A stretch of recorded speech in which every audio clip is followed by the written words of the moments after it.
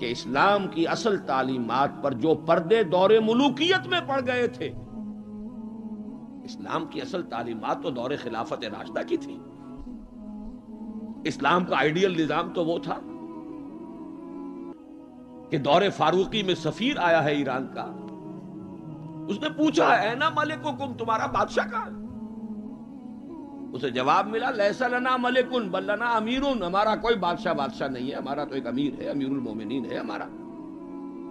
بھئی وہ کہاں ہے؟ کوئی محل نظر نہیں آ رہا ہے اس چھوٹی سی بستی کے اندر. وہ ہمارے فاروق رہتا کہاں ہے جس کے نام سے تھرا رہے ہیں شہنشاہوں کے ایوان، لرزہ طاری ہے جس کے نام سے، رہتا کہاں؟ بتایا گیا کہ بیت المال کے کچھ اونٹ گم ہو گئے تھے، ہمارا وہ خلیفہ ان کو تلاش کرنے باہر گیا ہوا. وہ کسی کو ساتھ لے کر گیا ہوگا کہ پہچان تو سکے.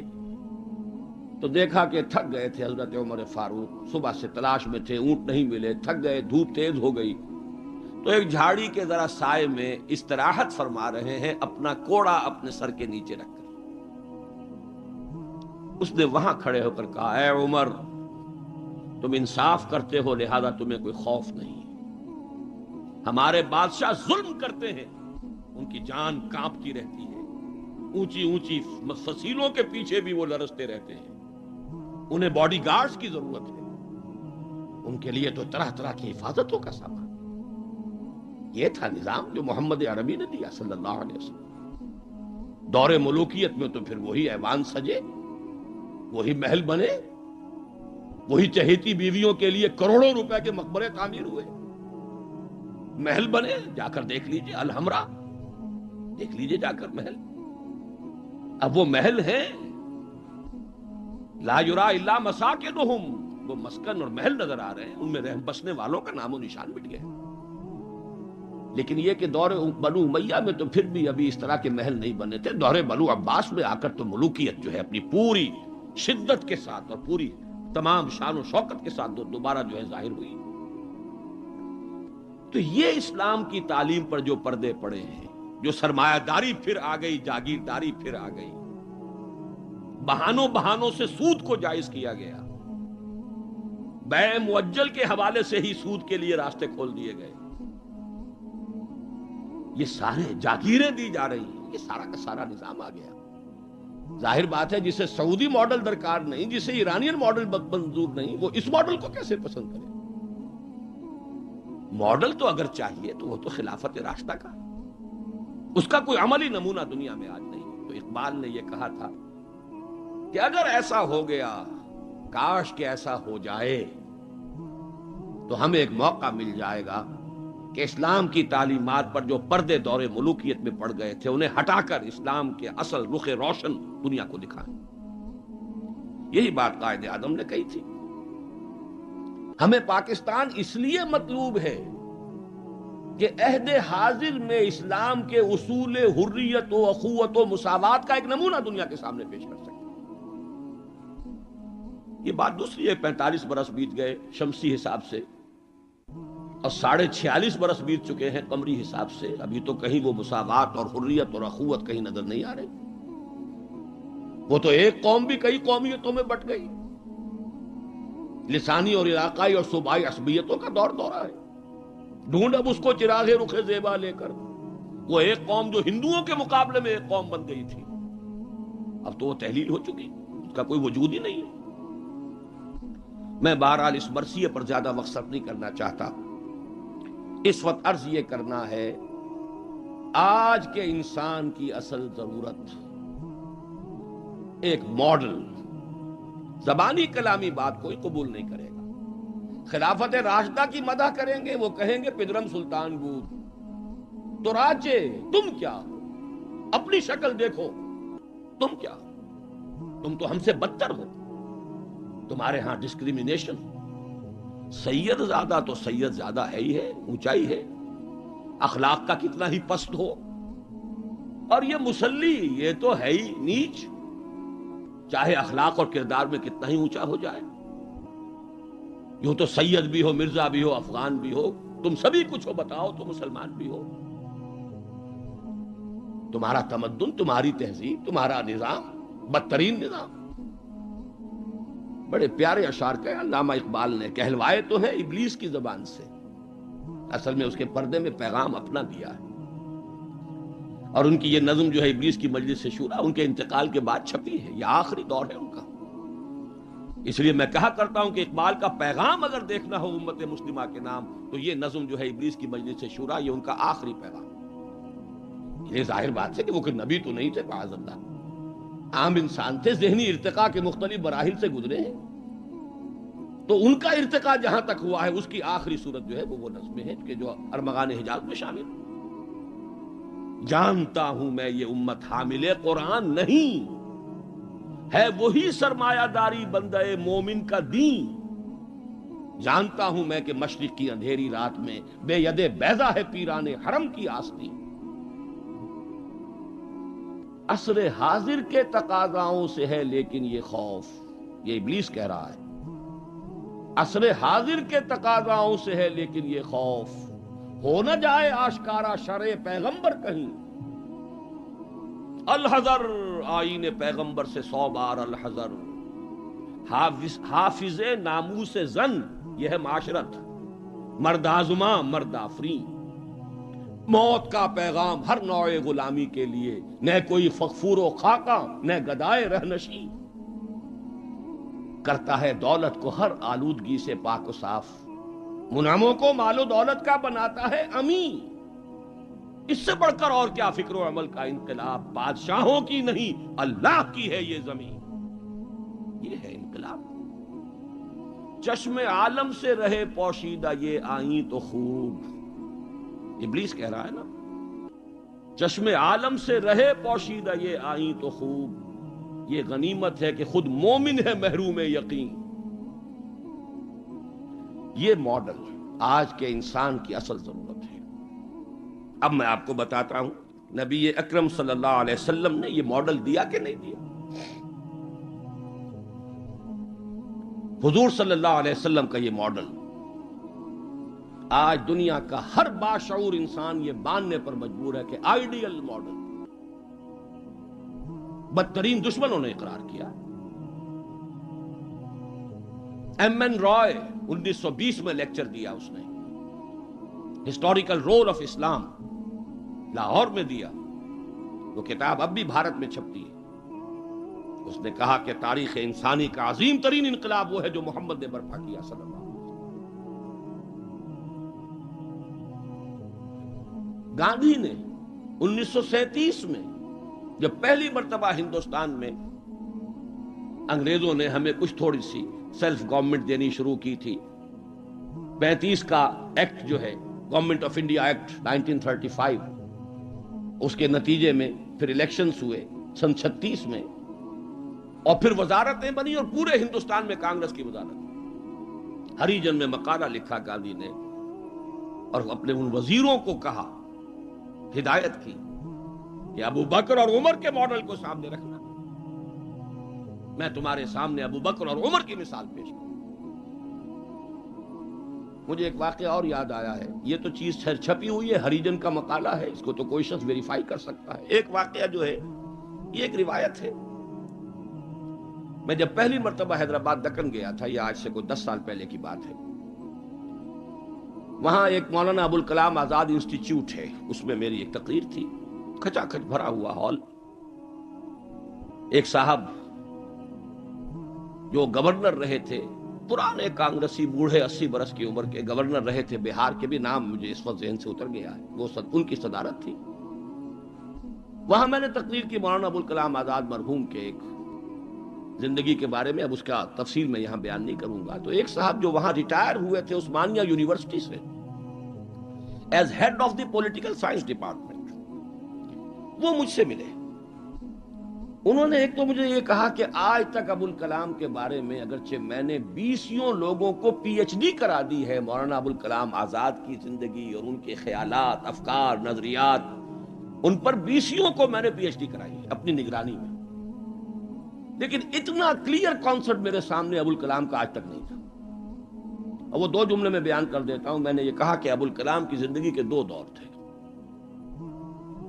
1912 سے لے کر کا اور 1920 تک کا ابوالکلام یہ تسلسل تھا تحریک شہیدین کا.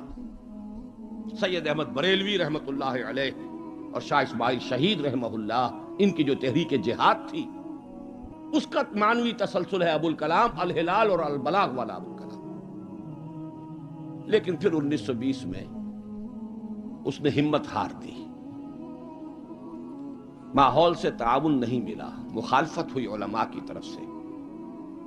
اس کھاتے کو بند کر کے حزب اللہ کا کھاتا، حکومت الہیہ کے قیام کی جد و جہد، یہ چیپٹر کلوز کیا ابو الکلام. 1920 سے لے کر اور پھر 1958 تک، اپنے انتقال تک کا یہ جو دور ہے ابو الکلام کا، یہ ہے 1857 کی جنگ آزادی کا تسلسل. اگر آپ کے ذہن میں اپنی پچھلی صدی کی یہ دو تحریکیں ہوں، 1930 کی جو تحریک تھی 1830 کی، 1826 سے لے کر 1831 میں پھر شہادت ہوئی ہے بالا کوٹ میں، یہ جو تحریک تھی اس کا تسلسل ہے الہلال اور البلاغ والا ابو الکلام. 1857 میں جنگ آزادی تھی، انگریز کے خلاف بغاوت، اسے غدر کہتے تھے، اب جنگ آزادی کہتے ہیں.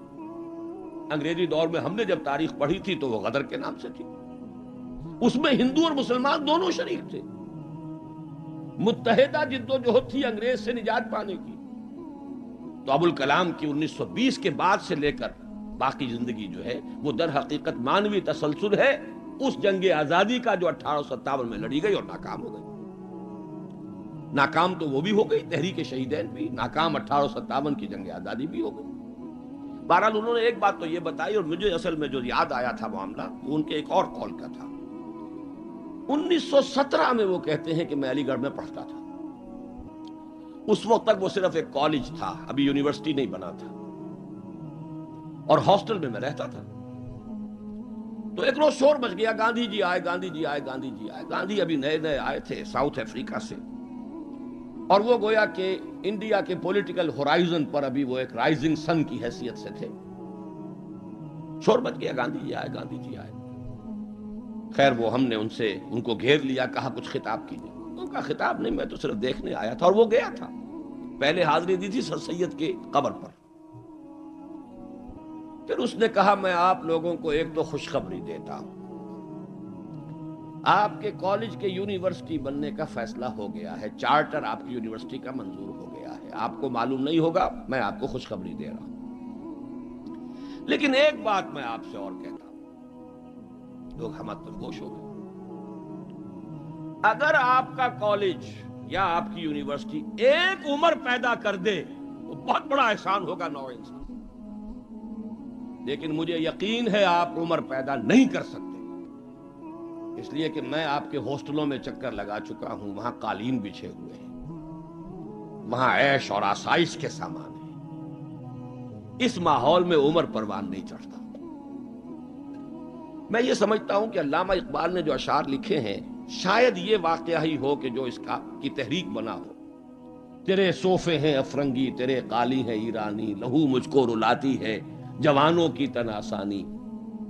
تو معلوم ہوا کہ یہ عمر کا وہ مقام گاندھی کی نگاہ میں تھا. اور پھر سن 1937 میں 20 برس بعد وزیروں کو کہا ہے کہ ابو بکر اور عمر کو اپنے سامنے ماڈل کی حیثیت سے رکھو. ایچ جی ویلز نے کہا ہے اگرچہ حضور کی ذاتی زندگی پر، خاص طور پر ازدواجی زندگی پر بڑے رقیق حملے کیے، لیکن پھر اس نے جب حجۃ الوداع کے ذکر پر آتا ہے concise history of the world میں، اس کا پرانا آپ کو کوئی ایڈیشن تلاش کرنا ہوگا، نئے ایڈیشن میں سے یہ پیسیجز نکال دیے ہیں نئے ایڈیٹرز نے. لیکن یہاں کی یونیورسٹی سے میں نے نکلوا کر ایک دفعہ ویریفائی کیا تھا، چونکہ مجھے تو بہت پرانے یہ الفاظ یاد تھے، لیکن پھر میں نے انہیں تازہ کیا کراچی یونیورسٹی کی لائبریری سے. اس میں وہ لکھتا ہے، وہ حضور کے خطبے کے الفاظ نقل کر کے، لا فضل لعربی علی عجمی ولا لعجمی علی عربی ولا لاحمر علی اسود ولا لاسود علی احمر الا بالتقوی کلکم بنو آدم وآدم من تراب. اس کا ترجمہ دے کر پھر لکھتا ہے کہ اگرچہ ہیومن فریٹرنٹی، فریڈم اور ایکویلٹی کے سرمنز تو پہلے بھی بہت کہے گئے تھے، جیزس آف نزارت کے ہاں حضرت مسیح کا تذکرہ کر رہا ہے، جیزس آف نزارت کے ہاں بھی سرمنز تو بہت ہیں، لیکن یہ ماننا پڑتا ہے کہ تاریخ انسانی میں پہلی مرتبہ محمد نے ان اصولوں پر ایک معاشرہ قائم کر کے دکھایا. اس سے بڑا ٹریبیوٹ کیا ہوگا؟ اور دشمن ہے، ذاتی اعتبار سے حملے کر رہا ہے، رقیق حملے کر رہا ہے، استہزاء کر رہا ہے یہ تعدد ازدواج کا، لیکن یہ بات ماننے پر مجبور ہے کہ انسانی تاریخ میں پہلی مرتبہ انسان کی حریت، اخوت اور مساوات کے اصولوں پر مبنی ایک نظام قائم کیا محمد صلی اللہ علیہ وسلم. اور نوٹ کیجئے یہی 3 الفاظ قائد اعظم نے استعمال کیے تھے. ہم پاکستان اس لیے چاہتے ہیں کہ عہد حاضر میں اسلام کے اصول حریت و اخوت و مساوات کا ایک نمونہ دنیا کو دکھائے. اسی طرح پھر ڈاکٹر مائیکل ہارٹ کی دی 100 مشہور کتاب ہے. بہرحال یہ ماڈل، یہ رحمت محمد الرسول اللہ صلی اللہ علیہ وسلم انسان کو عطا کر چکے ہیں، اور اپنے تو بہرحال مدح کریں گے ہی. اپنوں کی تو آنکھ محبت اور عقیدت کی آنکھ ہے، لیکن میں نے یہ گواہیاں دی ہیں اغیار کی، دشمنوں کی. اب آئیے دوسری آیت کی طرف. لقد کان لکم فی رسول اللہ اسوۃ حسنہ. یہاں خطاب ہو رہا ہے تمہارے لیے اللہ کے رسول کی زندگی میں، اللہ کے رسول کی شخصیت میں ایک عمدہ نمونہ ہے. پہلے تو غور کیجئے لکم سے مراد کیا ہے. یہاں خطاب مسلمانوں سے ہے، یہاں پوری نوع انسانی سے نہیں ہے. یہ فرق ہے، نوٹ کر لیجئے. پہلی آیت کے مقابلے میں خطاب کا رخ اس آیت میں یہ محدود ہے، مسلمانوں کی طرف خطاب. اے مسلمانوں، تمہارے لیے رسول کی شخصیت میں ایک عمدہ نمونہ ہے. آپ کہیں گے کس دلیل سے یہ کہہ رہے ہیں؟ اسی آیت کا جو دوسرا ٹکڑا ہے وہ عام طور پر پڑھا نہیں جاتا. لقد کان لکم فی رسول اللہ اسوۃ حسنۃ لمن کان یرجو اللہ والیوم الآخر وذکر اللہ کثیرا. اس شخص کے لیے اسوہ ہے حضور کی زندگی اور شخصیت جو 3 شرطیں پوری کرے. جیسے کہ قرآن مجید خود اپنے بارے میں کہتا ہے ہدی للناس شہر رمضان الذی انزل فیہ القرآن ہدی للناس وبینات من الہدی والفرقان. لیکن سورہ بقرہ ہی کے شروع میں کہتا ہے ہدی للمتقین. ستیارتھ پرکاش کے مصنف نے سوامی دیانند سرسوتی نے تو اعتراض کیا تھا اس پر. 14واں باب، بدنام زمانہ 14واں باب یاد ہوگا. اس کا حل کیا ہے اس اشکال کا؟ قرآن اپنی جگہ ہدایت ہے پوری نوع انسانی کے لیے تا قیام قیامت، لیکن اس سے استفادہ وہی کرے گا جس میں استفادے کی پیاس اور طلب. پیاس ہی نہیں، بہترین مشروب رکھ دیجئے، پیے گا نہیں انسان. بھوک نہیں، بیماری کی وجہ سے ذائقہ منہ کا خراب ہے. آپ نے دیکھا ہوگا ماؤں کو بیچاریاں بچوں کی کیسی کیسی خوش آمدیں کرتی ہیں، بیٹے کچھ کھا لو، یہ کھا لو، وہ کھا لو، یہ، لیکن اس کا منہ کا ذائقہ بگڑا ہوا کچھ نہیں کھاتا، بھوک مری ہوئی ہے کچھ نہیں کھاتا. تو جس میں ہدایت کی طلب نہیں ہوگی قرآن اس کو ہدایت نہیں دے گا. اپنی جگہ ہدی للناس، استفادے کے لیے شرط ہے، پیاس ہو طلب ہو تب. اسی طرح حضور کی زندگی اسوہ کاملہ، اپنی جگہ مکمل ہر اعتبار سے، لیکن اس سے استفادہ کرنے کے لیے 3 شرطیں ہیں. لقد کان لکم فی رسول اللہ اسوۃ حسنۃ لمن کان یرجو اللہ والیوم الآخر وذکر اللہ کثیرا. اس کے لیے اسوہ ہے کہ جو اللہ سے ملاقات کا امیدوار ہے، یوم آخرت پر یقین رکھتا ہے، حساب کتاب کا یقین ہے، اور اللہ کا ذکر کرتا ہو کثرت کے ساتھ، اس کے لیے اسوہ. بہت اہم ہے یہ نقطہ جو عام طور پر اس آیت کا دوسرا ٹکڑا جو ہے وہ سنایا ہی نہیں جاتا. لقد کان لکم فی رسول اللہ اسوۃ حسنۃ لمن کان یرجو اللہ والیوم الآخر وذکر اللہ کثیرا اللہم ربنا اجعلنا منہم. اے اللہ ہمیں ان لوگوں میں شامل فرما جو ان 3 شرطوں کو پورا کر کے اور محمد الرسول اللہ صلی اللہ علیہ وسلم کی اسوہ حسنہ سے استفادہ کر سکے۔ اب نوٹ کیجئے حضور کا یہ اسوہ نمونہ کس کس پہلو سے، اس میں بھی ذرا 3 مراحل آئیں گے۔ سب سے پہلے یہ کہ ایک فرد کی حیثیت سے اسوہ کاملہ، خاص طور پر میرے نزدیک تو یہ سیرت النبی کا اعجاز ہے، معجزہ ہے۔ اگرچہ حضور کا سب سے بڑا معجزہ قرآن ہے، لیکن خود اپنی جگہ پر سیرت النبی معجزہ ہے۔ کس معنی میں؟ انسان کی جتنی حیثیتوں کا آپ تصور کر سکتے ہیں ان تمام حیثیتوں میں اسوہ موجود ہے محمد الرسول اللہ صلی اللہ علیہ وسلم۔ باپ کی حیثیت سے اسوہ موجود، حضرت مسیح کی زندگی میں تو نہیں، انہوں نے شادی نہیں کی۔ شوہر کی حیثیت سے اسوہ موجود، خسر کی حیثیت سے اسوہ موجود، حضرت علی کے خسر ہے کہ نہیں، حضرت عثمان کے خسر ہے یا نہیں۔ داماد کی حیثیت سے اسوہ موجود، حضرت ابوبکر حضرت عمر کے داماد ہے کہ نہیں۔ پھر ذرا غور کیجئے، داعی کی حیثیت سے اسوہ، مبلغ کی حیثیت سے اسوہ، معلم کی حیثیت سے اسوہ، مربی اور مزکی کی حیثیت سے اسوہ، امام مسجد کے اعتبار سے اسوہ، خطیب مسجد کے اعتبار سے اسوہ، پھر میدان جنگ میں سپہ سالار کی حیثیت سے اسوہ، قاضی القضات کی حیثیت سے اسوہ، اور صدر مملکت کی حیثیت سے اسوہ۔ کون سی زندگی کا گوشہ رہ گیا؟ اتنی گمبھیر زندگی کا واقعہ یہ ہے کہ کوئی اور دنیا میں مثال آپ نہیں دے سکتے، اتنی جامع زندگی۔ یہی بات ہے جو ڈاکٹر مائیکل ہارٹ نے تو یہی بات تو کہی ہے، he is the only person supremely successful in both the religious and secular fields۔ باقی عظیم شخصیتیں ایسی ہیں یا مذہب و اخلاق اور روحانیت کے میدان میں بلند نظر آئیں گی تو دنیا اور سیاست اور مملکت اور ریاست اور سپہ سالاری میں زیرو۔ گوتم بدھ کا ادھر اونچا مقام ہے، ادھر زیرو۔ حضرت مسیح کا ادھر اونچا مقام، ادھر زیرو۔ حضرت مسیح ابھی آئیں گے، دوسرا میدان بھی، اس میں بھی ان کی جولانیاں ہوں گی، لیکن اس وقت تک دنیا جس مسیح سے واقف ہے ان کی زندگی میں تو دوسرا کھاتا ہی نہیں ہے، کھانا کھلا ہی نہیں۔ اور ادھر آئیے سکندر اعظم کہاں میکڈونیا سے چلا ہے اور بیاس تک پہنچ گیا ہے 3 سال کے اندر اندر، لیکن روحانیت اور مذہب اور اخلاق کے معاملے میں زیرو سے کام نہیں چلتا، کوئی مائنس ویلیو لانی پڑے گی۔ اسی طرح اٹیلا، اسی طرح چنگیز خان۔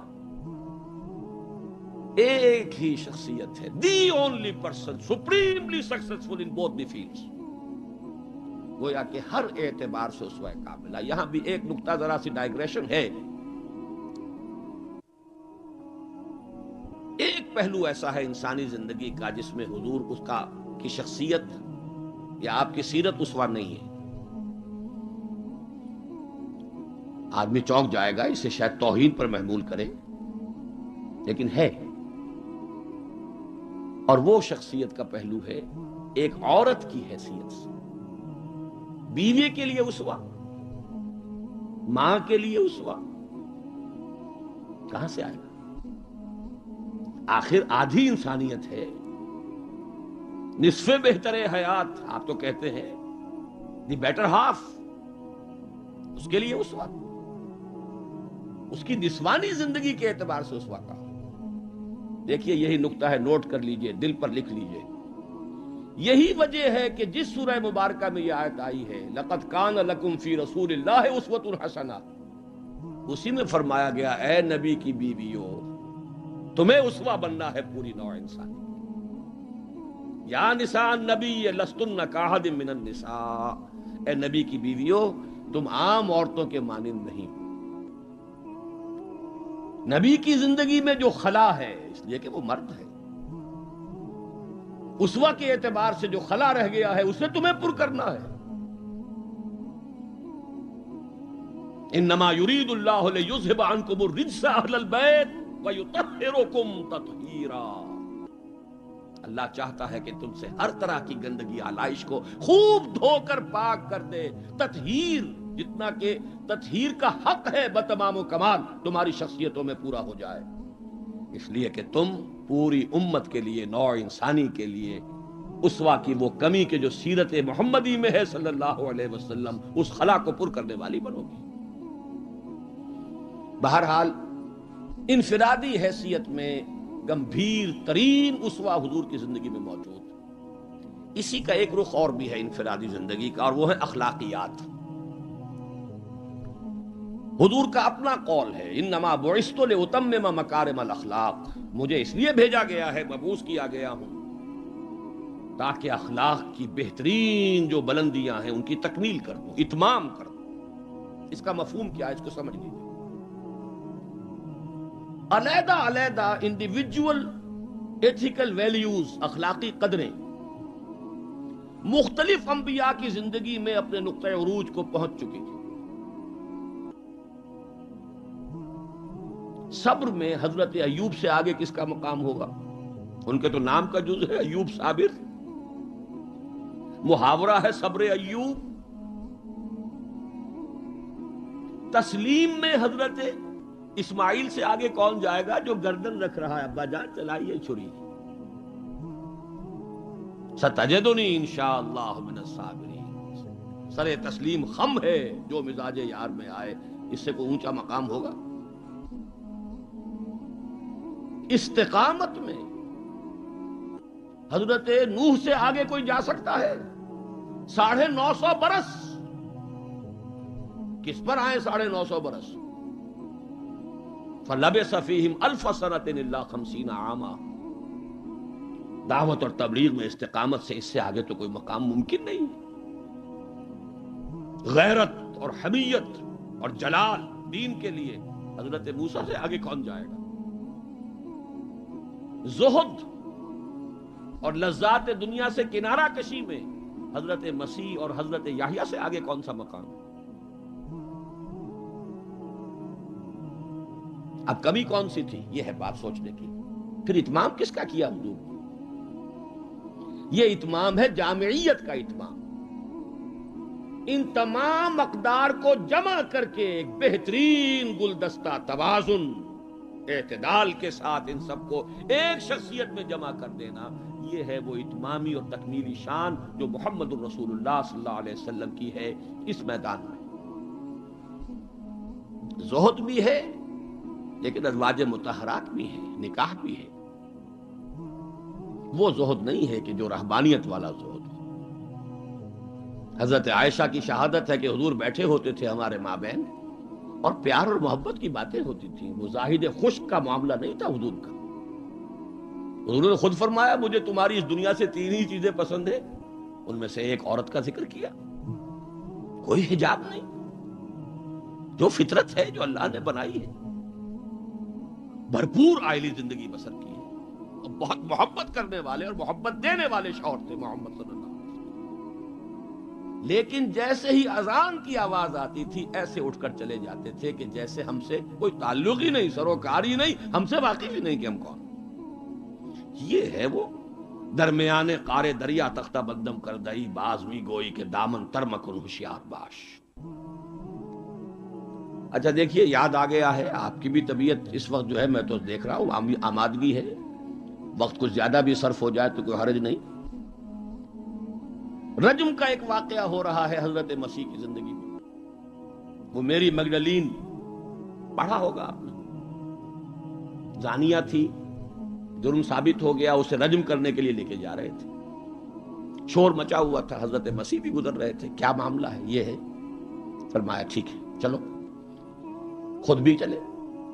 اب جب اسے باندھ دیا گیا، اب کھڑے ہو کے فرمایا ٹھیک ہے، قانون ہے رجم کا اور یہ شریعت موسوی کا حکم ہے، رجم ہونا چاہیے، لیکن اس کو پہلا پتھر وہ مارے جس نے خود کبھی زنا نہ کیا۔ میں کہتا ہوں حیرت ناک بات ہے یہ کہ اتنی شرافت ان لوگوں میں تھی کہ ایک ایک جو ہے وہاں سے کھسکنا شروع ہو گیا، مجمع چھٹ گیا۔ یہ ایک رخ ہے زندگی کا۔ حضور کی شخصیت میں اب آپ کو 2 رخ جمع ملیں گے۔ وہ غامدیہ خاتون آئی ہے اور اس نے کہا حضور مجھ سے وہ خطا ہو گئی ہے، مجھے پاک کر دی۔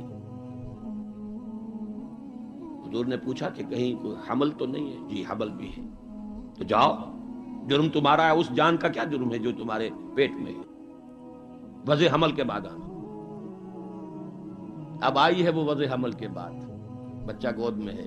حضور وہ مرحلہ طے ہو گیا، اب مجھے پاک کر دیجئے، رجم کر دیجئے، میں پاک ہو جاؤں، دنیا کی سزا میں بھگت لوں گی، آخرت میں اللہ مجھے بچا۔ فرمایا ابھی تو اس بچے کی زندگی تمہارے ساتھ وابستہ ہے، جاؤ دودھ پلاؤ۔ کچھ دنوں کے بعد پھر آئی ہے، بچے کے ہاتھ میں روٹی کا ٹکڑا ہے، کھا رہا ہے۔ فرمایا ہاں اب ٹھیک ہے، لے جاؤ اس کو رجم کر دو، اللہ کا حکم ہے۔ لا تاخذکم رافۃ فی دین اللہ ولا تاخذکم بہما رافۃ فی دین اللہ، اللہ کا حکم ہے، کرنا ہوگا، چاہے اپنے سینے پر پتھر رکھنا پڑے، اب رجم کرنا ہوگا۔ لیکن جب رجم ہو گیا ہے اور وہ خاتون جو ہے ان کا انتقال ہو گیا، کسی کی زبان سے نکل گیا کتنی بے حیا عورت تھی، حضور نے ڈانٹ دیا، نہیں، اس عورت نے وہ توبہ کی ہے کہ اگر تمام مدینے والوں پر تقسیم کر دی جائے تو سب کی نجات کا ذریعہ بن جائے۔ یہ توازن ہے، حکم رب کا نفاذ بھی ہے، اس میں اپنی ذاتی شفقت کو آڑے نہیں آنے دینا ہے، لیکن یہ نہیں ہے کہ اس سے کوئی سوء ظن ہو۔ مریض سے دشمنی نہیں ہوتی، مرض سے دشمنی ہوتی، مریض سے تو ہمدردی ہوتی، اور اس نے تو وہ توبہ کی ہے۔ بہرحال انفرادی سطح پر میں نے ایک تو عرض کیا کہ اسوہ محمدی کی جامعیت کبریٰ، نمبر 2 اخلاقی میدان میں تکمیل، یعنی تمام جتنی اخلاقی اقدار ہیں بلند اور اعلیٰ، ان کا مجموعہ حسین گلدستہ، جس میں ہر شے اپنے اپنے مقام پر صحیح توازن اور اعتدال کے ساتھ ہے۔ یہ ہے خاص معاملہ محمد الرسول اللہ صلی اللہ علیہ وسلم۔ دوسرا اسوہ حضور کا وہ میں بیان کر چکا، ایک ماڈل پیش کر دیا، نوع انسانی کے لیے ایک ماڈل، وہ نظام قائم کیا، کس نے کیا؟ محمد الرسول اللہ نے کیا صلی اللہ علیہ وسلم۔ اگرچہ یہ نوٹ کر لیجئے کہ اس ماڈل کا جو اصل ہے دور، وہ ہے دور فاروقی۔ یہاں بھی کہیں آپ یہ نہ کہیں توہین کر رہا، دور نبوی نہیں ہے اس کا ماڈل۔ کیوں؟ حضور کی حیات طیبہ میں تو ابھی انقلابی عمل جاری تھا، ریولوشنری پروسیس تھا اپنے پورے جوبن کے اوپر، نظام قائم ہوا اور آپ کا انتقال ہو گیا، بلکہ آپ نے خود چوز کیا ہے۔ اللہم فی الرفیق الاعلی، اے اللہ بس میرا کام پورا ہو گیا، اب میں مزید یہاں رہنے کو تیار نہیں۔ خود خطبہ دیا آپ نے، بلکہ اسے اگر سوء ادب نہ سمجھا جائے تو میرے دل میں تو ایک بات ہے کہ اگر حضور کے قدموں میں اللہ نے پہنچا دیا میدان قیامت میں یا عالم آخرت میں، تو شکوہ کروں گا کہ حضور آپ نے جلدی کی۔ ابھی جو عرب ایمان لائے تھے یدخلون فی دین اللہ افواجا، ابھی ان کی کچھ اور تربیت آپ فرماتے، کچھ اور دن آپ دنیا میں قیام فرماتے۔ چوائس ہوتا ہے نبی کا، یہ تو حضور کی حدیث ہے۔ انبیاء کا معاملہ خاص ہے کہ جب وقت آ جاتا ہے اس وقت انہیں چوائس دے دیا جاتا ہے، ابھی مزید رہنا چاہتے ہیں تو رہیے، اور اگر واپس آنا چاہتے ہیں تو ٹھیک ہے، آپ کا وہ وقت جو ہے وہ ہو چکا۔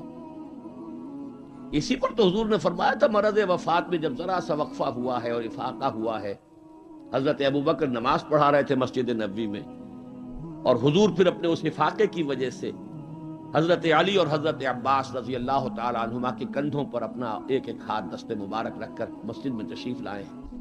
حضرت ابوبکر ہٹنے لگے پیچھے، جب آپ امامت فرمایا آپ نے اشارے سے کہا نہیں تم امامت کرو۔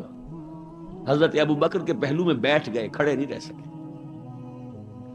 اب آپ نماز پڑھ رہے تھے، حضرت ابوبکر آپ کی اقتدا کر رہے تھے، اور باقی پوری جماعت حضرت ابوبکر کی اقتدا کر رہے تھے۔ یہ خاص نماز ہے، یہ ایک ہی نماز ہے بس جو اس رنگ میں پڑھی گئی۔ اس نماز کے بعد آپ نے خطبہ دیا۔ اللہ نے اپنے ایک بندے کو یہ اختیار دیا ہے، چاہے وہ دنیا میں رہے اور چاہے وہ واپس آ جائے، بندے نے اللہ کی طرف لوٹنے کو قبول کر لیا. حضرت ابو بکر رو پڑے. باقی صحابہ نہیں سمجھے کہ یہ تو ایک خاص بات کہی جا رہی ہے، کسی اور کی حکایت ہے، کیا ہے. حضرت ابو بکر رو پڑے، سمجھ گئے کہ معاملہ کیا ہے.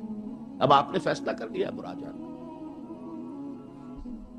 بہرحال میں یہ عرض کر رہا تھا کہ حضور کی حیات طیبہ بہت گمبھیر انقلابی عمل ہے جو اس کے اندر چھایا ہوا ہے. اس میں پھر ابھی اس نظام کی برکات جو ہیں وہ نمایاں نہیں ہے، موجود ہیں، نمایاں نہیں ہے. اسی طرح حضرت ابو بکر کے کل 2.25 سال، اور وہ بھی جس انقلاب کی تکمیل حضور نے کر دی تھی، اس کے خلاف جو کاؤنٹر ریولوشنری موومنٹس اٹھی ہیں ان کو کرب کرنے میں سارا وقت صرف ہو گیا. مسیلمہ کذاب اٹھ کھڑا ہوا ہے، فلاں جو ہے یہ نبیہ بن کر دعوے دار بن کر کھڑی ہو گئی ہے، اس نبی اور نبیہ کا نکاح بھی ہو گیا ہے. ایک طوفان. منکرین زکوٰۃ کھڑے ہو گئے ہیں. اور شاید آپ نے کبھی نوٹ نہ کیا ہو، نوٹ کر لیجئے، یہ سورت تو آپ پڑھتے ہی ہیں، اذا جاء نصر اللہ والفتح ورأیت الناس يدخلون فی دین اللہ افواجا. لیکن یہ کہ اس کی ایک برعکس تصویر بھی ہے، وہ دیکھ لیجئے کہ حضور کے انتقال کے بعد وہ جو فوج در فوج آئے تھے، فوج در فوج نکل بھی گئے تھے. یخرجون من دین اللہ افواجا. اور دارالاسلام جو ہے وہ صرف مدینے تک محدود ہو کر رہ گیا تھا. حضرت ابو بکر کی فضیلت جو ہے در حقیقت اسی سے ظاہر ہوتی ہے. with an iron fist and with an iron will. جس طرح آپ نے مقابلہ کیا ہے اور کرش کر دیا ہے ان تمام جو بھی قوتیں اٹھی.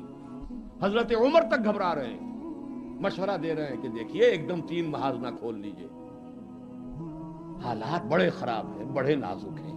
آپ نہ تو جیش اسامہ کو روک رہے ہیں، ٹھیک ہے آپ کا کہنا ہے کہ جس لشکر کا علم جو ہے حضور نے عطا کر دیا ہو، میں کیسے اس لشکر کو روک لوں.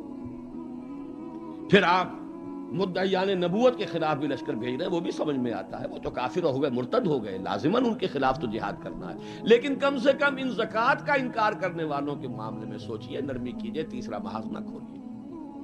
انہوں نے نہ کسی نئے نبی کی دعوت کو قبول کیا ہے، نہ وہ ابھی نماز کا انکار کر رہے ہیں، بلکہ زکوٰۃ بھی یہ نہیں کہتے کہ ہم نہیں دیں گے، صرف یہ کہتے ہیں کہ ہم حکومت کو نہیں دیں گے. تو تھوڑی سی نرمی کیجئے. حضرت عمر کو ڈانٹ پلائی ہے حضرت ابو بکر نے. اے عمر، تم دور جاہلیت میں تو بڑے سخت تھے اور بڑے ہمت والے تھے، اسلام میں آ کر کمزور ہو گئے. اور پھر وہ تاریخی الفاظ کہے ہیں، ایبدل الدین وانا حی. کیا دین کے اندر ترمیم ہوگی جبکہ میں ابھی زندہ ہوں؟ میری زندگی میں دین میں ترمیم نہیں ہو سکتی. خدا کی قسم اگر کسی اور نے میرے ساتھ نہ دیا، تنہا جاؤں گا اور ان مانعین زکوٰۃ سے جہاد کروں گا. یہ آئرن ول اور آئرن فسٹ. ابو بکر رقیق القلب نحیف الجثہ انسان. لہذا اس 2.25 سال میں بھی اصل جو برکات ہیں ان کا ظہور نہیں ہو پا رہا. اصل میں جسے انگریزی میں آپ کہتے ہیں للی ان بلوم، یہ گلاب کا پھول پوری طرح کھل کر جو سامنے آیا ہے وہ دور فاروقی ہے رضی اللہ تعالی عنہ. اس کی وہ شانیں ہیں. وہ سفیر کا واقعہ سنا چکا ہوں. حریت کا معاملہ دیکھیے کہ سعد ابن ابی وقاص کے بارے میں پرچہ نویس نے اطلاع دی ہے ایران سے. گورنر ہے ایران کے حضرت سعد ابن وقاص، اور گورنر اس لیے ہے کہ خود فاتح ایران ہیں. یہ ریوڑیوں کی طرح بٹی ہوئی گورنریاں نہیں ہے کہ اس کو دے دو اس کو دے دو، جس کو چاہو دے دو. خود فاتح ایران سعد ابن ابی وقاص. اور آدمی کون ہے وہ؟ ایک ہی انسان ہے جس کے بارے میں حضور نے فرمایا، اے سعد تم پر میرے ماں باپ قربان. غزوہ احد میں جب لرغہ کیا ہے کفار نے اور حضور کو شہید کرنے کے لیے سرتوڑ کوشش کی ہے، اس وقت تیر اندازی کر رہے تھے حضرت سعد ابن ابی وقاص رضی اللہ تعالیٰ عنہ، یکی از عشرہ مبشرہ. اس وقت حضور نے کہا تھا تیر چلائے جاؤ اے سعد، تم پر میرے ماں باپ قربان. وہ سعد ہیں کہ پرچہ نویس نے اطلاع دی ہے کہ سعد نے اپنے گھر کے باہر ایک ڈیوڑی بنا لی ہے، دربان کھڑا کر دیا ہے. حضرت بلال کو بھیجا ہے، خط میں ڈانٹ دی ہے، لیکن بلال کو حکم تھا کہ پہلے جا کر ڈیوڑی کو آگ لگا دینا، پھر یہ خط دینا سعد کو. انہیں آگ لگائی ہے، پھر جا کر یہ خط دیا ہے. خط میں لکھا ہے سعد، لوگوں کو ان کی ماں نے آزاد جنا تھا، تم نے انہیں اپنا غلام کب سے بنا دیا. حریت کا اس سے اونچا تصور کوئی ہوگا؟ ایک عورت ٹوک رہی ہے، عمر جی محمد عورت تھی، یہ کیا تم نے حکم نافذ کیا ہے کہ مہر اس سے زیادہ نہیں ہوگا؟ ہمارے جس حق پر اللہ نے کوئی حد نہیں لگائی، تم کون ہوتے ہو حد لگانے والے؟ قرآن کی آیت ہے، بات ہے تم احداہن قنطارا، تم نے اگر اپنی کسی بیوی کو ڈھیروں دیا ہو سونا تب بھی واپس نہیں لے سکتے. جب قرآن نے ڈھیروں سونے تک کی اجازت دی ہے، تم کون ہوتے ہو اس کے اندر ترمیم کرنے والے؟ عمر وہیں کہتے ہیں آج ایک بڑھیا نے عمر کو دین سکھایا اور آرڈیننس واپس. حریت، احتساب، تنقید، مساوات، اگر یہ کچھ چڑیاؤں کے نام ہیں، ہمارے لیے تو یہ چڑیاں ہیں، ان کا ہے، صرف شکلیں ہیں، نام ہیں، حقیقت کہیں نہیں. ان تمام چیزوں کی بتمام و کمال حقیقت دیکھنی ہو تو حضرت فاروق کا دور ہے. بیت المقدس کا سفر کر رہے ہیں اور ایک اونٹ تقریباً 700 میل کا سفر ہے. کوئی نجی سفر نہیں ہے، کوئی انٹوریج نہیں ہے، کوئی 250-300-400 آدمی ساتھ نہیں ہے، کوئی پورا بوئنگ 747 نہیں لے جایا گیا عمرے کے لیے. ایک اونٹ، ایک خادم، اسی اونٹ پر راشن بھی ہے، لہذا بیک وقت 2 آدمی نہیں بیٹھ سکتے، ایک ہی آدمی سواری کر سکتا. ایک منزل میں خلیفہ وقت اوپر بیٹھے ہیں اور خادم نکیل پکڑ کر آگے چل رہا ہے، اگلی منزل میں خادم اوپر بیٹھا ہے اور خلیفہ وقت نکیل پکڑ کر چل رہا ہے. اور آخری وقت میں باری اتفاقاً آ گئی خادم کی، اس نے ہاتھ جوڑ دیا کہ خدا کے لیے لوگ کیا کہیں گے، میرے سر ہو جائیں گے. فرمایا نہیں، الدور دورک، نہیں، باری تمہاری. اور اس محاذ پر تھے کون کمانڈر؟ ابو عبیدہ بن الجراح رضی اللہ تعالی عنہ، امین هذه الامہ. جب غلغلہ ہوا آ گئے عمر، آ گئے عمر، آ گئے، تشریف لے آئے. اب وہ آئے ہیں استقبال کے لیے، دیکھا کپڑے سخت میلے، ننگے پاؤں، درمیان میں کہیں کیچڑ آیا تھا، پیدل چل کے آ رہے تھے تو جوتے بھی ہاتھ میں لے لیے تھے. کہا یہ آپ کیا کر رہے ہیں، اپنا حلیہ کوئی درست کیجئے، یہ بڑا متمدن ملک ہے، بڑے مہذب لوگ ہیں یہ شام کے لوگ، کیا کہیں گے. ڈانٹ پلائی ہے حضرت ابو عبیدہ کو بھی. نحن قوم اعزنا اللہ بالاسلام، اے ابو عبیدہ کیا ہو گیا تمہیں، ہم وہ لوگ ہیں کہ ہمیں جو عزت اللہ نے دی ہے وہ اسلام سے دی ہے، کپڑوں سے نہیں دی.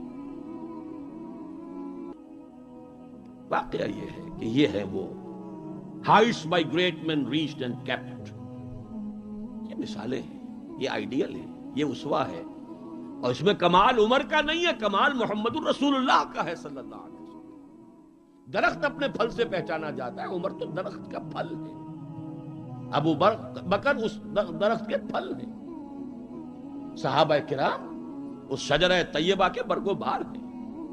اس وقت محمد کا ہے صلی اللہ علیہ وسلم. لیکن اب آگے آئیے، اسوے کی تیسرا حصہ ہے اسوہ کا. اور یہ نوٹ کر لیجئے، جس مقام پر یہ آیت وارد ہوئی ہے سورہ احزاب میں، پہلے تو میں نے آپ کو بتایا سورہ احزاب ہی میں وہ آیت لی ہے جس میں اسوہ خواتین کے لیے حضور کے ازواج مطہرات. لیکن یہ آیت کہاں آئی ہے پرٹیکولرلی؟ وہ ہے غزوہ احزاب، جنگ کا مرحلہ. یہ جنگ کس لیے لڑی جا رہی تھی؟ غلبہ دین کے لیے، لِیُظْهِرَهُ عَلَى الدِّینِ كُلِّهِ. چھاپڑا صاحب سے آپ نے وہ سورہ صف کی آیات سن لی ہیں، کاش کہ وہ ایک آیت اور شامل کر دیتے اس سے پہلے، اس لیے کہ اس وقت کا جو دنیا کا نقشہ ہے وہ اس آیت میں. یریدون لیطفئوا نور اللہ بافواہہم، یہ چاہتے ہیں کہ اللہ کے نور کو، اللہ کے اس نور کو اپنی منہ کی پھونکوں سے بجھا دیں. واللہ متم نورہ ولو کرہ الکافرون، اور اللہ تو اپنے نور کا اتمام فرما کر رہے گا چاہے کافروں کو کتنا ہی ناگوار ہو. هو الذی ارسل رسولہ بالہدی ودین الحق لیظہرہ علی الدین کلہ ولو کرہ المشرکون. اس کا ترجمہ آپ سن چکے ہیں. وہ یہ اللہ جس نے بھیجا اپنے رسول کو الہدا اور دین حق دے کر تاکہ غالب کریں اس کے کل دین پر، پورے کے پورے نظام زندگی پر، تمام کے تمام نظاموں پر، دینوں پر، چاہے مشرکوں کو کتنا ہی ناگوار ہو. اسی کے لیے جہاد کی پکار ہے. هل ادلکم علی تجارۃ تنجیکم من عذاب الیم تؤمنون باللہ ورسولہ وتجاہدون فی سبیل اللہ باموالکم وانفسکم. اسی کے لیے قتال کی ترغیب ہے. یہ اس پہلے حصے میں ہے. ان اللہ یحب الذین یقاتلون فی سبیلہ صفا کانہم بنیان مرصوص. تو حضور کا ایک اسوہ تو پوری نوع انسانی کے لیے ہے، وہ ماڈل جو آپ نے دکھا دیا، قائم کر کے نظام کی ایک مثال دنیا کے سامنے پیش کر دی. یہ ممکن ہے، قائم ہو سکتا ہے، یہ کہانی نہیں ہے، یہ تو تاریخ کا نصف النہار ہے. 5000 برس قدیم بات ہوتی تو کہتے پتہ نہیں ڈھکوسلا ہے، ہوا بھی ہے کہ نہیں ہوا. یہ تو عین ہسٹوریکل ایرا ہے، تاریخی حقائق ہیں، پوری دنیا مان رہی ہے. روز روشن نصف النہار پر سورج تاریخ کا ہے، جبکہ محمد رسول اللہ صلی اللہ علیہ وسلم نے یہ ماڈل پیش کیا جس کا کہ اقرار اور اعتراف دشمن کر رہے ہیں. تو وہ اسوہ تو ہے پوری نوع انسانی کے لیے. میں نے آپ کو نوٹ کرایا تھا لقد کان لکم. وہ اسوہ جو اس امت کے لیے ہے وہ کون سا اسوہ ہے؟ وہ اسوہ ہے وہ طریقہ کار جس سے کہ آپ نے وہ انقلاب برپا کیا. کیسے قائم کیا؟ منہج کیا تھا؟ منہاج کیا تھا؟ طریقہ کار کیا تھا؟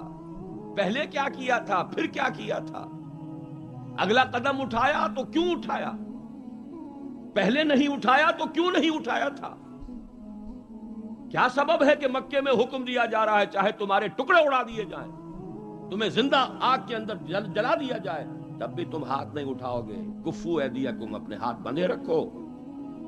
نو ریٹیلیشن، نو ریونج، کوئی انتقام نہیں، کوئی قصاص نہیں. آئے گا وہ وقت جب تمہارے ہاتھ کھول دیے جائیں گے. نغمہ ہے بلبل شوریدہ تیرا خام، ابھی اپنے سینے میں اسے اور ذرا تھام. ابھی اپنے ہاتھ روکے رکھو، چاہے تمہارے جسم کے ٹکڑے کر دیے. کیا وجہ ہے؟ پھر کیا وجہ ہے؟ ہاتھ کھل گئے، کیوں کھل گئے؟ فیصلہ کن چیز کون سی تھی؟ ہاتھ بندھے ہوئے تھے تو کیوں بندھے ہوئے تھے؟ کھلے تو کیوں کھلے؟ کب کھلے؟ کس تبدیلی کی وجہ سے کھلے؟ کیا وجہ ہے کہ سن 6 میں صلح حدیبیہ کر رہے ہیں اور بظاہر گر کر اور دب کر رہے ہیں؟ ہر مسلمان کا خون کھول رہا ہے. حضرت عمر سے تو ضبط نہیں ہو سکا. ساری عمر پچھتاتے رہے کہ میں نے گستاخی کا معاملہ کیا تھا. جو جا کر حضور سے کہا تھا کیا ہم حق پر نہیں ہیں؟ فرمایا ہاں ہم حق پر ہیں. تو پھر ہم دب کر صلح کیوں کر رہے ہیں؟ فرمایا میں اللہ کا رسول ہوں، وہی کر رہا ہوں جس کا مجھے حکم ہے. یہی بات حضرت علی نے کی جب سہیل ابن عمر نے کہا ہے کہ یہ معاہدہ جو لکھا جا رہا ہے صلح کی دستاویز، اس میں آپ کے نام کے ساتھ رسول اللہ کا لفظ نہیں ہوگا، اس لیے کہ دستاویز پر تو دونوں پارٹیز کے دستخط ہونے. اگر ہم آپ کو اللہ کا رسول مان لیں تو جھگڑا کائے گا؟ پھر ہم تو نہیں مانتے کہ آپ اللہ کے رسول ہیں. یہ معاہدہ ہوگا محمد ابن عبداللہ اور قریش کے مابین. وہی مسکرا کر بات فرمائی، تم مانو یا نہ مانو میں اللہ کا رسول ہوں، لیکن اے علی مٹا دو جو یہ کہہ رہا ہے، مان لو کہ لکھ دو محمد ابن عبداللہ. عرض کیا حضور یہ میں نہیں کر سکتا. غیرت و حمیت حضرت عمر میں ہے، حضرت علی میں ہے، کوئی فرق نہیں. کچھ فرق نہیں ان چاروں میں. معلوم ہوا ہے کرنے ایک ہی سورج کی. اس اعتبار سے نوٹ کیجئے کہ خون کھول رہا ہے، اور خون کھولنے کی مثال میں آپ کو اب دیتا ہوں. ایک ایک شخص کا خون کھول رہا ہے، یہاں تک کہ ابو بکر کا خون کھول رہا ہے. یہ دوسری بات ہے، ضبط اتنا ہے کہ بولے نہیں. کیسے معلوم ہوا کہ خون کھول رہا تھا ابو بکر کا بھی؟ جب صلح ہو گئی حضور نے فرمایا مسلمانوں اب احرام کھول دو، جو ہدی کے جانور ہیں یہیں ذبح کر دو. کوئی نہیں اٹھا.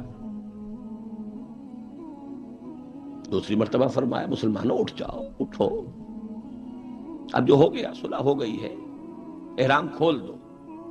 کوئی نہیں اٹھا. ابو بکر بھی نہیں اٹھے، ایک آدمی نہیں اٹھا. تیسری مرتبہ پھر کہا. آپ حیران ہوں گے کہ یہ صحابہ کا یہ معاملہ، حضور کا حکم، اس کی ایک توجیہ ہے وہ میں بعد میں عرض کروں گا، لیکن پہلے واقعہ کیا ہے اس کو سمجھیے۔ دل گرفتہ ہو کر حضور اپنے خیمے میں گئے، ناراض ہو کر، دل گرفتہ۔ حضرت ام سلمہ تھا ساتھ تھی رضی اللہ تعالی، بڑی مدبر خاتون، بہت مدبر خاتون، جا کر کہا ہے کہ مسلمانوں کا یہ حال ہے سب کا، میں نے 3 مرتبہ کہا ہے، کوئی نہیں اٹھ رہا۔ حضرت ام سلمہ نے مشورہ دیا، حضور آپ کسی سے کچھ کہیے نہیں، اپنا احرام کھول دیجئے، قربانی دیجئے۔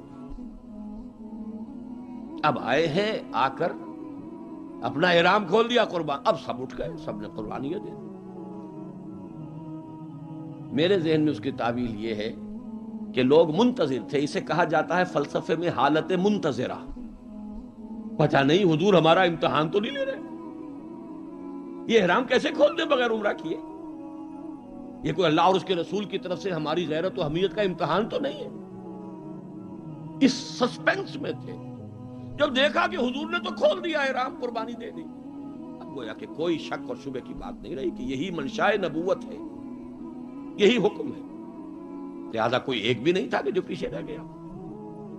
لیکن میری گفتگو اس وقت اس مرحلے پر تھی کہ قابل توجہ ہے یہ بات، 2 سال قبل سن 6 میں حضور صلی اللہ علیہ وسلم بظاہر گر کر دب کر صلح کر رہے ہیں، اور 2 سال کے بعد قریش کا سردار آ کر ابو سفیان خوش آمدیں کر رہے ہیں، اس لیے میں ادب کا سے نام دوں گا کہ ایمان لے آئے بعد میں، صحابی ہے، خدا کے لیے ہماری طرف سے خطا ہوئی ہے، ہمارے ایک قبیلے نے، ہمارے حلیف قبیلے نے صلح کو توڑا ہے، رینیو کر دیجئے، دوبارہ وہ ٹریٹی ہو جائے، دوبارہ معاہدہ ہو جائے۔ حضور نہیں سن رہے، سفارشیں کرا رہے ہیں، حضرت علی سے کرا رہے ہیں، فلاں سے کرا رہے ہیں، خدا کے لیے سفارش کرو، منواؤ۔ ابو سفیان بڑے مدبر انسان، انہیں پتا تھا اب ہمارے اندر طاقت نہیں ہے، اب ہم مقابلہ نہیں کر سکتے محمد کا۔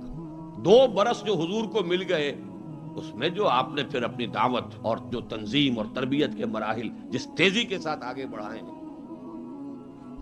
خیبر فتح کر لیا، اتنی بڑی فتح، صلح حدیبیہ کے فوراً بعد، جب اندرون ملک عرب کوئی اندیشہ نہیں رہا، سیدھے آپ نے تیر کی طرح رخ کیا خیبر کا، اور وہ گڑھ اور قلعہ جو ہے یہود کا، اس کو پاش پاش کر دیا۔ اب طاقت اتنی ہو چکی تھی کہ ابو سفیان کو معلوم تھا we are no match to Muhammad now صلی اللہ علیہ وسلم۔ اس لیے بلکہ اس میں بھی واقعہ سن لیجئے، حضرت ام حبیبہ ابو سفیان کی بیٹی ہے، حضور کے نکاح میں ہے، معلوم ہوا کہ this is the nearest approach، اس سے زیادہ سفارش اور کون سی ہوگی، اپنی بیٹی جو ہے خود نبی کے گھر میں، بڑی امیدیں لے کر گئے ہوں گے ابو سفیان۔ حضرت ام حبیبہ کے حجرے میں جب گئے، چارپائی پر بیٹھنے لگے تھے، انہوں نے کہا ابا جان ذرا ٹھہریے، بستر بچھا ہوا تھا اس کو طے کر دیا، کہا اب بیٹھیے۔ اب یہ قریش کا سردار، مکے کا چیف، پوچھتے ہیں بیٹی یہ بستر میرے لائق نہ تھا یا میں اس بستر کے لائق نہ تھا؟ فرمایا ابا جان آپ اس بستر کے لائق نہیں ہیں، یہ محمد الرسول اللہ کا بستر ہے، آپ مشرک ہیں، کافر ہیں، نجس ہیں۔